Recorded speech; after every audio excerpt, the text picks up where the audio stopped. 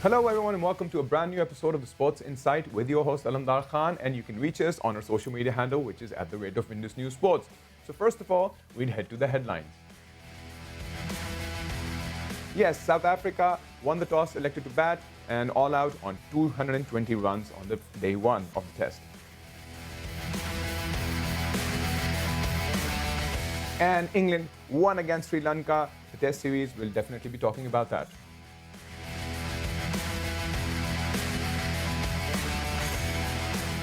And Frank Lampard is sacked as Chelsea's manager. We'll surely be talking about that as well.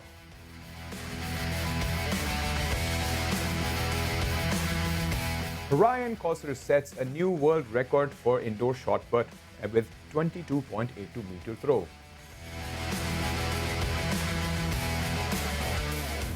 So yes, those were the headlines, and as discussed earlier, it's South Africa versus Pakistan. The first test is surely an interesting thing that's happening today. The good part is that, they decided to win the toss. Quinton de Kock, they actually won the toss and opted to bat against Pakistan in National Stadium, Karachi. And not only that, we'll talk more about how our team is trying their level best and they're proving their worth. That was truly missing. And not only that, we'll talk more about Imran Butt and Noman Ali, obviously the new lads that have actually been added to the clan, which will definitely, which they actually are proving themselves. So far, so good. So the entire first day has been super interesting. And not only that, South Africa is slightly in a fix for now in the day one. But anyways, to discuss more about this current match, we have Kamran Vasti, all the way from Lahore. Kamran Vasti, thank you very much for joining us, sir. Thank you, Alamdar. So Kamran, would go directly to how we have started and how we are pacing today on the first day, even though South Africa decided to bat first. But here we are. There have been some phenomenal wickets that we've taken and some major turn of events after the first lunch break that actually happened. And not only that, the newcomers, the catches in the slip, let's talk about that. There's so much, this test match actually looks like on fire. So what's your take on it for now? Well, it's too early to make any predictions right now because the wicket is turning a bit from the word go. Right. And we have seen some unpredictable bounce over here as well. Right. So just remember that even though South Africans don't have the best spinners in the world, this unpredictable bounce is. Maharaj is a very good bowler, by the way. Right. But this unpredictable bounce is also going to help the fast bowlers. Right. So Pakistanis, regardless of how South Africa bat in the first innings, will have to bat really well in order to ensure that they have a sizable lead so that South Africans don't end up setting them a tricky target. Right. So it's it's on those lines that this is very early to make any predictions out here. But from very early on in this innings, I could sense that this game has the potential to become a Yasir Shah test. Right. And this is even more interesting for me is that he was potentially one of the guys that could have been dropped for this game. Right. So anyway, let's see how things shape up from here. But let's talk about shaping up. Obviously, let's talk about South Africa itself. Like you said, that Keshav Maharaj, obviously, and George Lynn is also one of their key bowlers. How do you see? Because obviously they know how to play on these pitches now because they had ample time to practice on our fields and getting climatized to the situation. On the contrary, when our team went to New Zealand, one of the major factors of that trickle-down effect for Pakistan was obviously being more into the quarantine side. How do you see that impacting the performance of the South Africans? Okay, I think just consider this. In my book, South African wickets are more like a tougher version of Australian wickets. Right. You take the bounce and pace of the Australian wickets and you add some grass and you add some unevenness and you get South African wickets.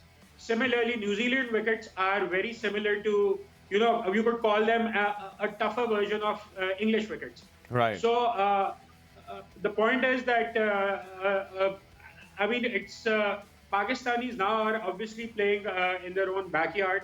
Right. It's going to help them. It is helping them. So let's talk about the body language. Sometimes because I still remember the last series that as I discussed right now, and you just mentioned them as a tougher version of England, which is the New Zealand side. Obviously, when New Zealand is technically hard, but the body language of the boys of the team still seem pretty solid, pretty sound. Besides, I do understand the conditions. How do you see these changes, the changes that have actually taken place recently by PCB with regards to having this solid lineup? Do you think there should have been somebody else that, maybe in your opinion is missing now in the team? Personally, I mean, it would be contentious, but personally, I wouldn't have dropped Shan Masood for this game.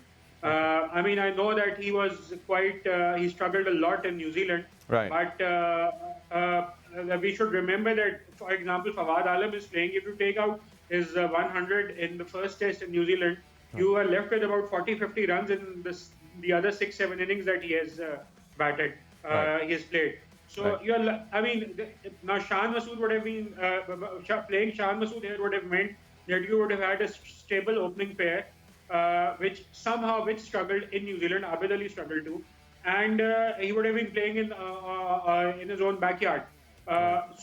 But anyway, overall, I think the biggest change that the Pakistanis have on their side is that they are playing in Pakistan. Right.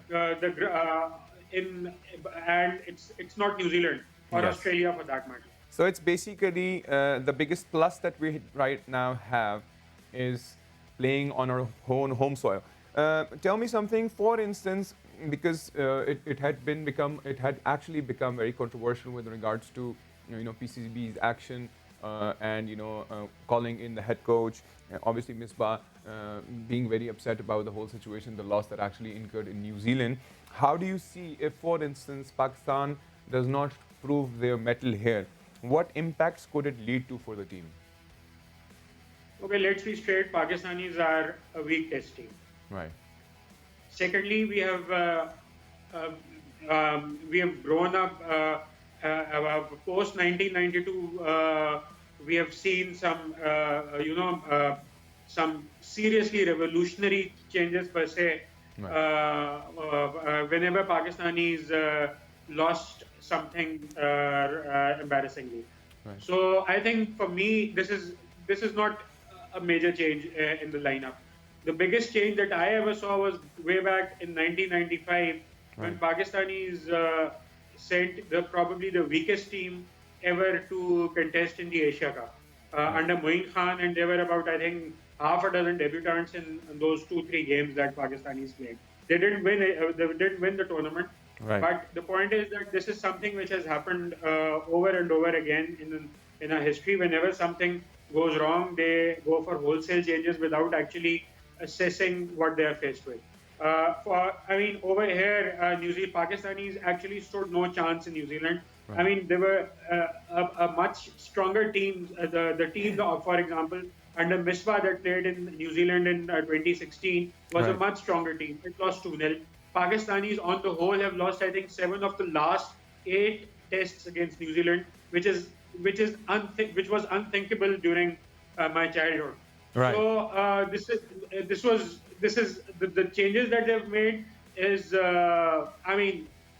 it's nothing surprising about it. And then you have a brand new chief selector. I could understand there was that he had to make his mark. He did that. Right. So I mean, this is nothing so very surprising about this whole team selection. There were going to be some changes, Right. but there haven't been as many newcomers as I would have expected in this particular test. Right. Not that I would have endorsed it. But on an overall scale, from how it was initially informed, obviously there were a few uncapped players that are truly still on the squad, like people like Kamran Ghulam. In my opinion, if I had to bring in someone to open for this, I would have probably opted for him to come. Like you said, that you would have preferred Shan Masood. I understand the situation and the scenarios that he faced, obviously in the past, but obviously playing on the home ground. But yet again, for tests, it's more or less about how much time and energy one can input to make a better team. Obviously, you need more experienced player players to do their mark or make their mark on the show rather than obviously newcomers. But anyways, we'll continue this discussion with regards to the entire perspective of the match that's underway, South Africa versus Pakistan. We'll be back after this break.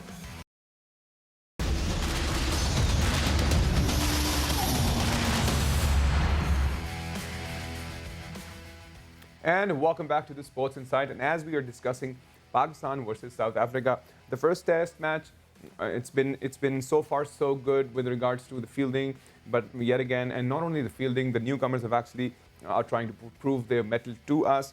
We are hoping for the very best. We've seen some phenomenal keeping, we've seen some phenomenal catches, and we've seen a lot of good bowling, and obviously with regards to the debut part as well. I mean, there's so much happening today that it's strange with regards to how will this shape up.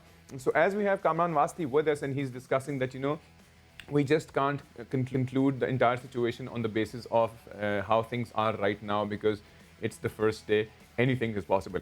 Anyways, Kamran, so tell me, how do you think, because like you said that South Africa still has that edge. Obviously they've kept two spinners on board because they could actually understand the situation, the scenarios of the pitch itself and the climatizing and the situation in the country. So how do you see their strategy? Because for instance, if they come up to a point of maybe not completing the day, how do you see South African making that charge on Pakistan, not only with the plus that they can get from the pitch, but otherwise as a team as a whole?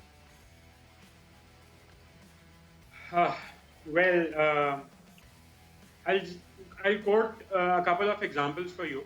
Right. About 35 years ago, Right. almost 40 years ago actually, Pakistanis played at Perth, and they lost that match quite heavily. And on the last day, they were bowled out by an off-spinner, by an Australian off-spinner, Bruce Charlie. Right. Similarly, about 4 years ago, I think, 13 years ago, when South Africa visited us last and they won at Karachi, I think Paul Harris took some wickets too. Right. So don't rule out the possibility of Pakistanis, caving into their spinners. We retain that potential. Right. So this is why I was like earlier, I was pointing out towards this thing that we Pakistanis will have to bat very responsibly Right. and get a big lead. Otherwise, a reasonable target in the second innings and we'll be in trouble. True. Right. So besides this, obviously there is another test match that actually concluded. Let's talk more about Sri Lanka's second loss against. This one is against England, and before this they lost against South Africa. So how do you see Sri Lankans deteriorate as well, because they lost their second test match against England, and obviously, like as I said before, they lost against South Africa as well. So how is that going to impact their team morale? Because everybody was hoping that maybe they would put in a good fight, but eventually ended up losing that test. So how do you see their performance with regards to the team itself? Well, I think it was always predictable that Sri Lankans will be banking on the spinners. Right. But what I have noticed since Mickey Arthur took over is that somehow the Sri Lankan test batsmen have become very timid and scared. The way they have collapsed in the first innings of the first test Right. and the second innings of the second test was unbelievable. They were like that in South Africa as well. Right. I don't know if this thing was there's a correlation between the way Pakistanis have been batting for the past few years in Test cricket and Mickey Arthur, and with the way Sri Lankans are batting. But I think there is we need to keep that in mind. And other than that, I think Joe Root was phenomenal in both games. Right. But I think English spinners bowled well too. Right. But what I really enjoyed the most was Jimmy Anderson's bowling. Right. I mean, just too good for somebody who's nearing 40, he's 38, over 38, and he's still able to get wickets. He's able to find ways to get wickets on pitches where no help exists. Right. And obviously they eventually came up, and England obviously still has that solid background experience with regards to cricket itself. I still remember the times when Sri Lanka, uh, at one point, was literally one of my favorites too. I still remember those times when Sanat Jayasuriya and all these came in, and everything was all lined up and they would always be on fire. And obviously having matches against Pakistan would have been super interesting. But it's sad to see the deterioration of the team. Do you think, is it the defensive strategy that they have incurred that has brought in that trickle down effect of their batsmen, or they need some extra coaching with regards to that, or is it their bowling side? See, if you consider this thing that Sri Lankans for a long time had a very, very reliable middle order. Right. There were batsmen with averages in the 40s, and there was Sangakkara who was averaging almost 60. Right. Now they don't have any such luxury. Right. So they are intrinsically a weak team right now. Right. So it was, and even England as such, if you see, considering that they are to play India in India, all the run making revolved around Joe Root. Right. So if Indians on their wickets, for example, can manage Joe Root, on the face of it, they wouldn't have to do anything else. Right. So I think that the series can be the series numbers can be a bit misleading. It's about like the England currently are the way they were batting in these two tests was all about Joe Root. Right. And then the bowlers, and against the bowlers were batting against bowling against a Sri Lankan team, which, like I said earlier, looked a bit timid. I think that if Sri Lankans had batted a bit more, with a bit more poise, and maybe managed to set England a target of around 250, who knows? So it's too early to make predictions on the way things are going for England. But Sri Lankans right now, they are like Pakistan. They are not a great team. All right. I hope that with regards to the experience and the downfall that they're facing, they need to focus not only on their batting side, but I guess obviously on the bowling side as well. But as you said, they had players that have actually had average of above 40, and like you said, Sangakkara obviously above 60. But anyways, let's come back to Pakistan versus South Africa. And let's focus on the youngsters that have actually stepped into the team. How do you see them evolving and introducing or proving their worth? Because that's one of the most technical things. Like if youngsters do not prove themselves, they don't get further chances. When, for instance, like Imran Butt and Noman Ali, now they're on board. If they manage to prove themselves, they'll continue. And once they continue, this is how the entire perspective of new players getting into the team has happened, that they come up to a point of proving themselves, and then the situation comes that they end up like Shan Masood's case. So how do you see them, both of them, Imran Butt and Noman Ali? Well, Noman Ali isn't exactly young. I think he's in his mid-30s. Right. He's 34 or something. Right. Which means that he's as old as Yasir Shah. Right. So he's clearly not a future prospect, except of course he turns out to be something like what Rangana Herath did for Sri Lanka. I mean, right. Bowling for about 8 odd years after Muralidharan's retirement. Right. So it's very unlikely that he'll last that long, because I don't think anybody, if you take out Yasir Shah and Danish Kanaria, right, in the recent past, we have not had any bowler who has managed to play about 50 odd tests. I think Umar Gul played 47. Right. Sami, I think, played around 35 or 40. Shoaib Akhtar couldn't make it to 50 tests.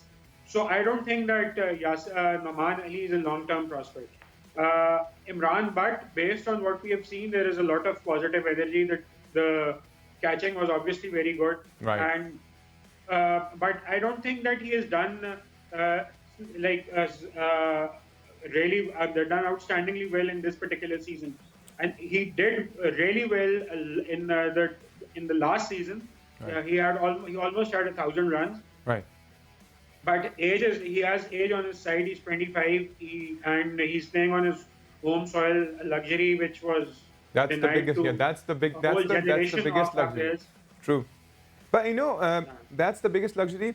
And but besides that, don't you see the body language while we're playing at home to be more optimistic than how it was back when we were obviously in quarantine and then we were playing against New Zealand in New Zealand?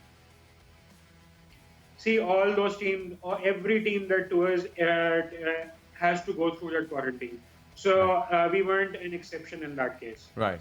So I think That's exactly one thing that, we were also discussing, and I even had a few journalists, and we were talking on the same lines, that you can't really make that quarantine an excuse because at the end of it all these cricketers are professional cricketers.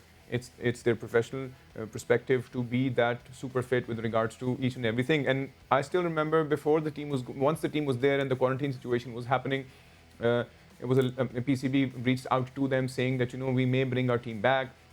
And with India, obviously, as you mentioned, that their situation came to that halt instantaneously with regards to the quarantine situations. But here they are. They made this amazing comeback. And like you said, the third game, they managed to keep that. And at the end of it all, winning the fourth game.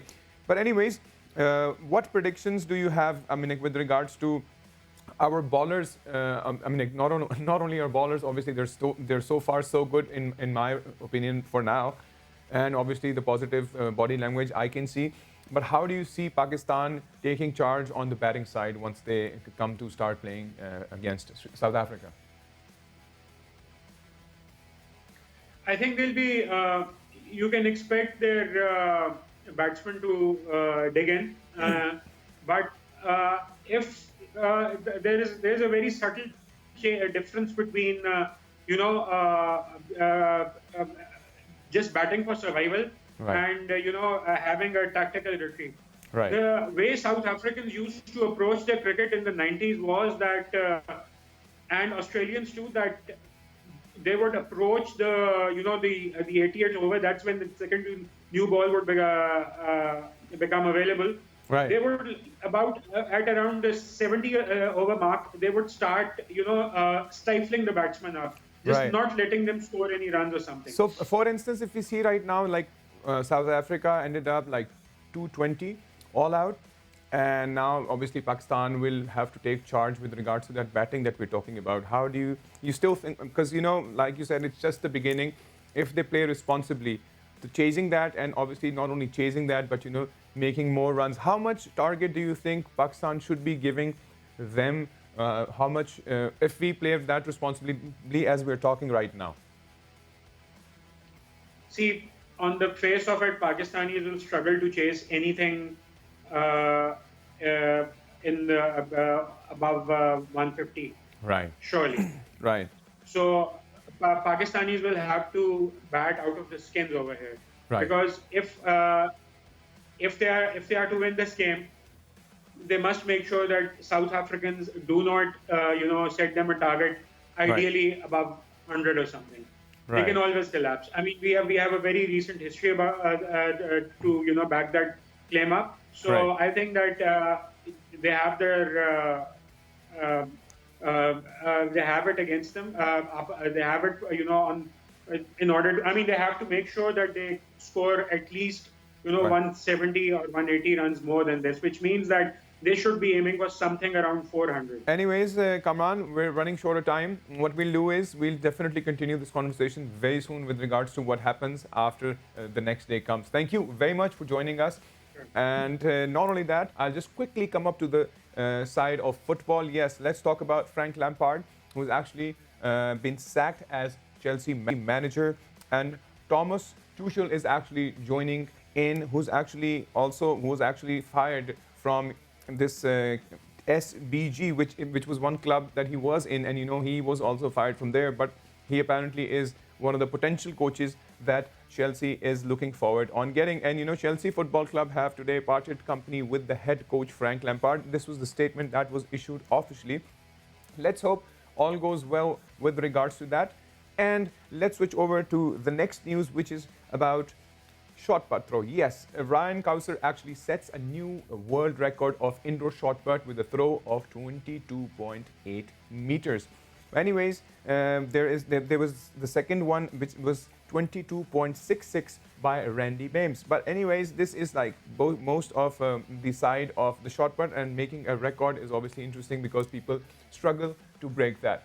Anyways, that was a quick overview from the world of sports, and I am definitely looking forward on the next day, which I'll definitely be discussing more about Pakistan versus South Africa. South Africa 220 all out. Let's see. This was the day one that actually ended. Let's see what happens next. Till then, take good care of yourselves, and bye bye.